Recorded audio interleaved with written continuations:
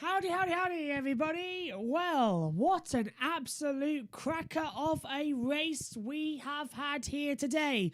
For what, let's be honest with you, many people said was a lackluster race. Personally, I enjoyed it. You can't really turn your nose up at a Formula One race these days, can you? Especially, we've learned our lesson from long summer breaks and winter breaks, and especially the length of COVID.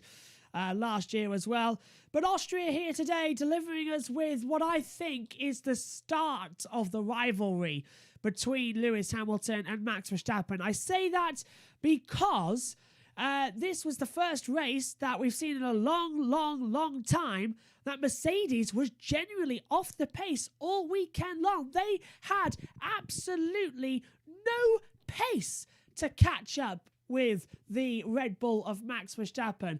Not in qualifying, not in the practice. Even Lewis Hamilton himself was saying in the third session, when he went fastest, he was confused like mad. How on earth was he up there being so fast? How was he quicker? And where did that pace go for qualifying? Everybody is extremely confused, as are we. And the reason I'm saying this is the start of the rivalry, because for the first time we saw cracks. We saw cracks in the relationship between Lewis Hamilton and Mercedes. And that is psychologically key for Max Verstappen. He needs to key into that and really deliver on it. The reason I say there was cracks, well, look at the message that Bono gave to Lewis. Halfway throughout the race, the gap is 4.3, and then it was 4.0, and then which is it, Lewis said? Is it 4.3 or 4.0? And then Bono corrected himself. Gap is 4.0. Lewis came over the radio very much dejected and said, well, what can I do? How do I close the gap? What can I do? And again, it's very rare that we see Lewis Hamilton put in the position of what usually Max Verstappen's in, because it was almost identical to what happened in Portugal and in Spain. Hamilton, with 2 laps to go, came into the pit lane, put on the soft compound tyre and just led away into the distance for second place and got the fastest lap. That's exactly the same as what Verstappen did at Spain and Portugal. Settle for second, get the bonus point, keep that gap down as small as it possibly can be. But already, Max Verstappen getting the victory here today. Red Bull's third win at the Red Bull Ring as well. Max's third win here at the track. His fourth win of the season. It's psychological for Lewis. And I think, honestly, this is the beginning. It's not going to be wheel-to-wheel racing in Bahrain or last time out in France. No, because they're racers. They love that. They love every single second. What's really going to promote the rivalry and how Max is going to get in Lewis's head, Lewis is going to get in Max's head, are races like this. I said back in Spain, Lewis has now got in Max's head. He's winning again. This is Max going to have to bounce back. He's done it. He's bounced back brilliantly. Now Lewis is going to have to do the same next weekend at Red Bull Ring. It's that type of problem that we are seeing. So it's really, really exciting. Honestly, I am very, very excited for this year's championship now. This is where Max's and Lewis's rivalry really starts here today. I'm almost adamant on it. Let's go to the chat. Josh Plays, welcome back as well. Bono did make a bit confusing, yeah, and for Lewis Hamilton as well, was already having a bad day. Making it confusing didn't help at all. So he's got to improve on that as well. Hopefully over the next 5 days before we go for the next practice session, Bono's going to sit down with Lewis and they're going to try and figure something out. Lewis also saying in the written media's press conference, and I got this from Ben Hunt as well, who's the Sun reporter, saying that Lewis has said, I don't know what we need. We need some form of update. We need either a new engine or a new rear wing. Just something's not working with the car. We're losing too much pace. We're losing too much time. Interesting enough as well, Toto Wolff saying, post-race, they've stopped developing the car. He said it's the first time since 2013 that Mercedes are generally off the pace. They've stopped developing the 2020 car. Red Bull are still adding bits to it. The reason they've stopped developing is because next year is a whole new regulation change, whole new cars. There's no point in developing these ones. But Red Bull are. Red Bull have got the facility to do both. It's unbelievable. We are really in for a title fight. I can't believe it. Anyway, let's go through what happened in the race first of all. Let's go through your top three. Verstappen winning again for the 4th time this year. Then it's Lewis Hamilton and Valtteri Bottas. That is the correct graphic. 1st, 2nd and 3rd this time in the race as well. But it was close. Perez ending up 1 point... no, actually less than a second gaps between Bottas and Hamilton overall. Still very impressive though. But if I've got my graphics right, no, I haven't. That's the touring cars. There we go. It was still on key number 1. Couldn't remember which key it was on. Let's go through what happened in the whole race as well and take a look at the results. Yeah, that was the driver tracker for British Touring Car Championship. But here we go then as well. Josh also asking, what was the gap for 38 seconds? Right, the gap at the end of the race, that meant it was a 38. In the end, Hamilton and Verstappen were 35.743 seconds between them. The reason for that gap was Hamilton stopped with 2 laps to go. He put on soft compound tyres and he dropped behind Max as well because Lewis went after and got the fastest lap bonus point. So that explains the gap there. Max wasn't always quick. The actual gap between Max and Lewis, if that had stayed, would have been about 10 seconds. So not as bad as you might think it might be. But going further on as well, let's go through the race results. You can see them on your screen there. For the Styrian Grand Prix, it is Max Verstappen fastest, and he takes victory here today. It was only a 1 hour, 22-minute race as well, one of the shortest we've had so far in 2021. He gets 25 points to his name. Lewis Hamilton finishes in P2. He gets 19 points. Valtteri Bottas secures the podium. He gets 15. Then Sergio Perez 4th. He gets 12 points. Lando Norris is 5th. He gets 10. Carlos Sainz in 6th on 8 points. And Charles Leclerc in 7th on 6 points. Decent as well. Finally, after a miserable French Grand Prix, Ferrari getting some good points, exactly what they needed on the board. Lance Stroll in 8th, more points for Aston Martin 4. Alonso gets 2 points as well. And Yuki Tsunoda getting 2 points finishings in a row. Maybe as well. Being a bit harsh on him, but 2 points finishes, great news for him as well.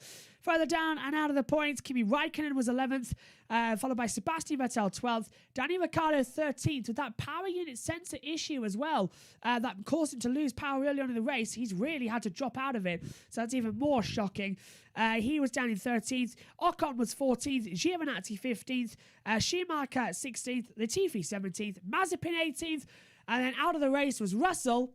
So heartbreaking. Russell was in the points. He was P8. He would have stayed there as well. The computer showed he would have had the pace to stay in P8. It would have been points. So heartbroken as well. George putting a message out on Twitter as well saying this one really hurts. The team were great all weekend.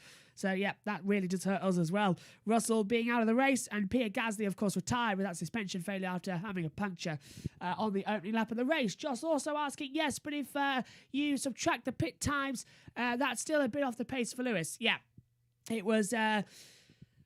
with the pit time, it would have been 10 seconds. It would have been a 10-second gap between them as well. And it was very much off the pace for Lewis as well, which is why he's saying there's something wrong with the car. There's something we need to find to deliver it back to. Overall, going into the next couple of races. Ideally, however, they're not going to have anything ready for the next race, so it'll be the British Grand Prix at Silverstone, where Mercedes can next do an update. How weird is it to say that they need an update overall? But there is your race results. Let's head back to the other screen then and give you the Drivers' Championship notes, which I've got ready for you on my mobile. It is Max Verstappen leading the title now on 156 points after 4 victories this year in 8 races. Lewis Hamilton is on 138, Sergio Perez on 96, Lando Norris is on 86 points, Valtteri Bottas 74, Charles Leclerc 58, he's 8 clear of Carlos Sainz on 50, Pierre Gasly on 37, Danny Ricciardo 34, and Sebastian Vettel on 30 points still. None scored so far here today because he finished in P12 overall. Fernando Alonso now on 19 points. He's closing in that gap as well. He wants to join that fight. Lance Stroll on 14. Esteban Ocon 12. 9 now for Yuki Tsunoda. Still 1 for Raikkonen and Giovinazzi. And no points. Going to hurt this one saying it. No points for Russell, Schumacher, Mazepin or Latifi.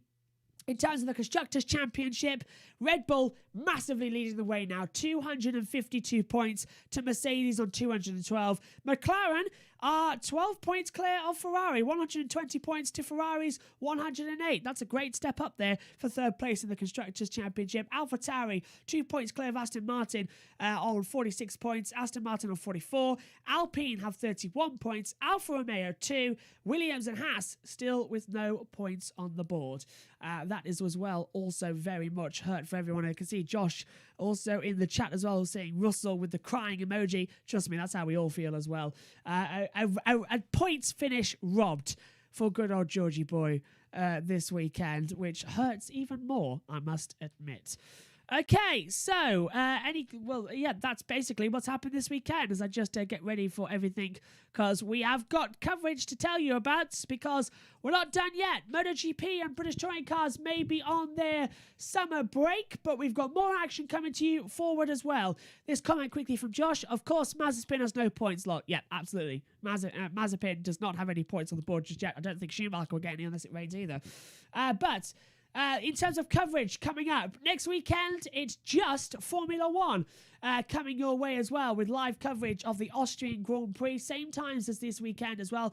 That'll all be on, ready for you to be reminded of later on in the week. We've also got coming up the highlights of the IndyCar races. Finally, we've got 3 IndyCar races coming up for you this week, as well as we catch up ahead of the doubleheader this weekend. Next weekend. We've got the 2 races from Detroit and the race from Road America as well. They'll be broadcast on Wednesday, Thursday and Friday next week. So stand by and enjoy that one as well. And just double checking with next weekend, there's nothing else on that I need to remind you of, because there's so much motorsport on at the moment. Your calendars get so confused. It will be the 1st of July next weekend. Nope, we've got the Honda Indy 200 at Mid-Ohio. That is on the Sunday, but that is highlights for us as well. But we've got the Austrian Grand Prix only. So yeah, definitely just Austria next week that you need to pay attention for. And that's it. That has rounded out this incredible weekend where we've covered... Are you ready? We've covered W Series, Formula One, British Touring Car Championship and MotoGP as well. It has been a long, long weekend.